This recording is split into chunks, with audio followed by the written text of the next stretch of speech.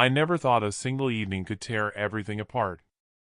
One impulsive moment, clouded by alcohol and regret, was all it took to unravel years of love. I said something I can never unsay, words that struck at the very core of what we once were. If I had the chance to turn back the clock, I would. I'd stop myself.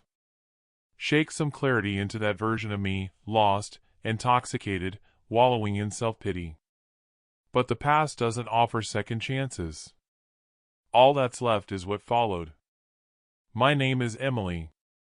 I'm 30. I was married to Luke for 3 years, a man people often called one of a kind. Grounded, generous, quietly dependable. He ran a small business on his own. Always exhausted, but never too tired to put me first. He knew how I liked my coffee. Showed up for me when I didn't even realize I needed him. He gave me a kind of peace I hadn't known I was missing until it was in front of me. In the beginning, I felt incredibly fortunate. Deeply thankful. He was my calm in the storm, someone I could rely on. But somewhere along the way, something shifted. I can't say exactly when. Maybe it began during those long brunches with my girlfriends, hearing stories about grand, all-consuming love. About partners who whisked them away in crowded rooms and whispered devotion beneath the stars. Or maybe it was the endless stream of perfect images online, strangers bathed in golden light, locked in spontaneous kisses, wrapped in over-the-top affection. Those pictures planted seeds of doubt where there had once been certainty. I kept telling myself I was being superficial. That love wasn't about flash or drama. But those thoughts didn't fade. They only got louder, drowning out the quiet beauty of what I had. I began to question everything. Was I still in love? Did I even deserve the steady kind of love Luke gave so easily? Then came that night. The night I would give anything to erase.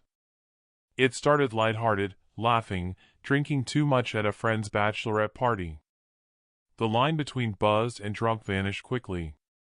My thoughts grew tangled, angry, messy, confused. When I stumbled home, Luke was there. Calm as always. Gentle. Ready to take care of me. And I broke him. I looked him in the eye and said the cruelest thing I've ever uttered, I'm not attracted to you anymore. No warning. No explanation. Just a brutal truth, sharp and sudden like a knife. The next morning, my head was pounding, my stomach sick with dread. I couldn't recall everything until I saw him sitting on the edge of the bed, staring blankly at the floor like something precious had slipped through his fingers. He didn't yell. Didn't accuse. He just asked quietly, "Is that really how you feel?" I panicked. Tried to take it back. Tried to explain. But it was too late. He stood up, gave a small nod, and walked away. Not just from the room, but from us. What came next wasn't a fight. It was worse. Silence. Distance. He drifted through the days like a shadow. No laughter, no warmth, no shared moments, just a chilling detachment I couldn't break through. I made efforts. Cooked his favorite dishes. Left little notes. Brought up sweet memories from when we first fell in love. One night, I reached for him, hoping that physical closeness might spark something again. But his eyes said it all, not tonight, Emily. Maybe another time. That's when I shattered, again. Instead of facing what I had done, I ran. Told myself I needed space, time to breathe. But the truth? I was chasing distraction. That's when I met him. Loud, charismatic, full of energy and spark. Everything Luke wasn't. And I let it happen.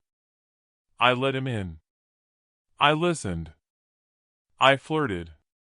Worst of all, I let him kiss me. That's when I saw Luke. Alone in his car, watching through the window. He didn't come inside. Just rolled up the window and drove away. Something inside me broke right then. I knew I'd lost him for good. The next morning, he came home. Calm. Steady.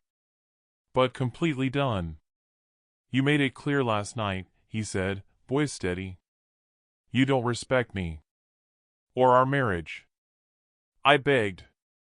I cried. I swore it meant nothing. But his eyes weren't angry. Just tired.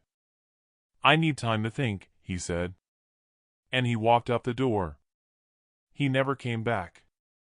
6 months have passed. Luke's moved on. He's seeing someone new now. Someone who lights up his face the way I once did.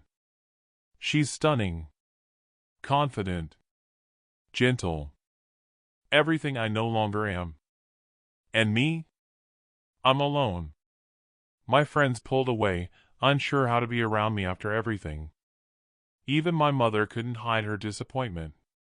You had what most women dream of, Emily. And you let it go. She wasn't wrong. There's no happy twist to this story. No dramatic redemption arc. Just the slow, constant weight of regret. I live with it every day, the understanding that I had something rare. Something real. And I let it slip through my hands. If you take anything from what I've shared, let it be this. Hold on tightly to what matters. Because once it's gone, no amount of regret can bring it back.